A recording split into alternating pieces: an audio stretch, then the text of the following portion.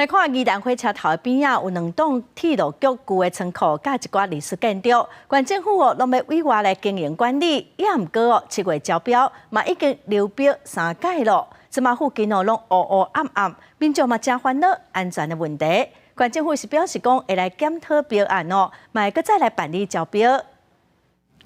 伫宜兰巷口电火正暗无啥人，经过民众讲，这看起来真稀微，暗时搁这么暗，恐也对治安会造成影响。我会觉得应该有一些商家进驻，应该是要不然太空。有一点比较那个怎么讲，偏僻啊，像人迹罕至的那种感觉。 宜兰巷口本来县府是委外予御书柜经营，不过因为属约的征集，御书柜伫咧设计收起来，空间就一直放喺遐营到即马。县政府将巷口甲周边共款是历史建筑的高铁上房，最近办委外招商，到即马流标3遍。有民代讲是交通部方面权利金伤悬，一年爱70万，业者无谈。那70万的话，等于1个月平均要6万块，大约6万。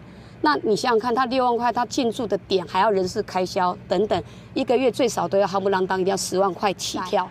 所以他认为来这边，他一定做生意是赚不到什么钱的啦。宜兰巷口仓库甲旧铁上房是伫咧宜兰市的中心，换火车站加知名矿场是宜兰的门面，希望好好开发。